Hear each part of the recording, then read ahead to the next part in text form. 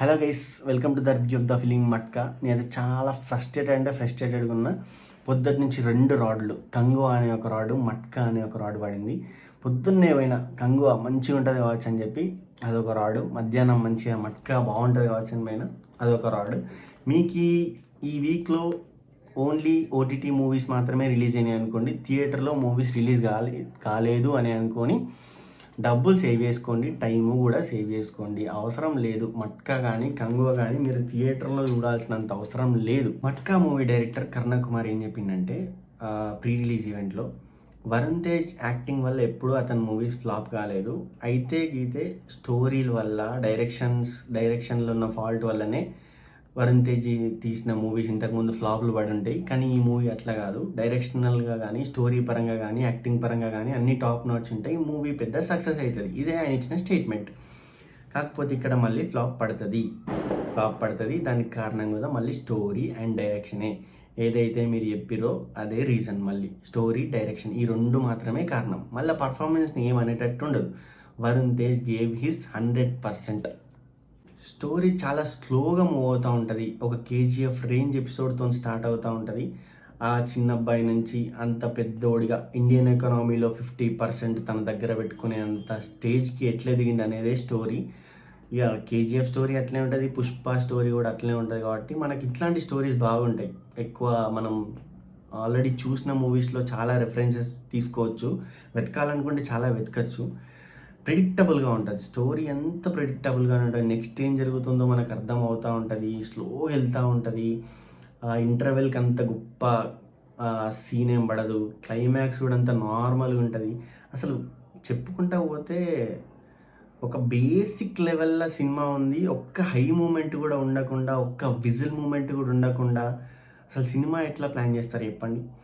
ఇప్పుడు commercial movies అంటేనే ఒక విజిల్, ఒక 10 నిమిషాలకు ఒక మంచి కమర్షియల్ ఎలిమెంట్ ఉన్న సీన్ పడడము, ఒక హై షాట్ పడడము, లేకపోతే ఎమోషనల్గా ఇంకొంచెం బెటర్గా ఉండడము, ఇవే కదా బేసిక్గా కమర్షియల్ మూవీ అన్నప్పుడు తీయాల్సిన.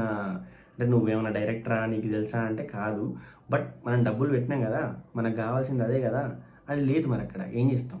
పర్ఫార్మెన్సెస్లో ఎవరిని ఏమనాల్సిన అవసరం లేదు. ఏమన్నా అనేది ఉంటే మాత్రం ఓన్లీ డైరెక్టర్ని మాత్రమే అనాలి. స్లోగా నరేట్ చేసిండు, బోర్ కొట్టించేలాగా చేసిండు.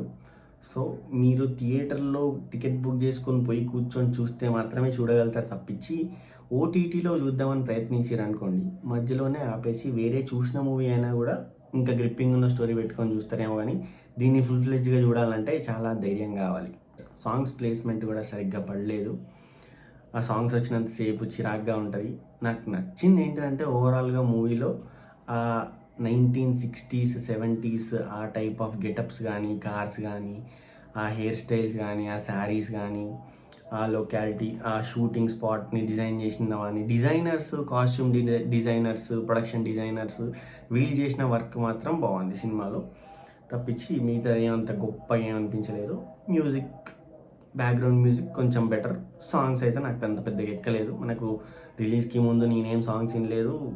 థియేటర్లో చూస్తున్నంతసేపు కూడా అరే ఈ సాంగ్ బాగుందే అని నాకేం అనిపించలేదు. యావరేజ్గా ఉన్నది మొత్తం. బ్యాక్గ్రౌండ్ మ్యూజిక్ అయితే అక్కడక్కడ బాగుంది. బిట్స్ అండ్ పీసెస్ లాగానే బాగుంది. ఇంకేం చెప్పొచ్చు మూవీ గురించి, అంతే, ఏమీ లేదు ఇక్కడ చెప్పడానికి. Sorry to say this.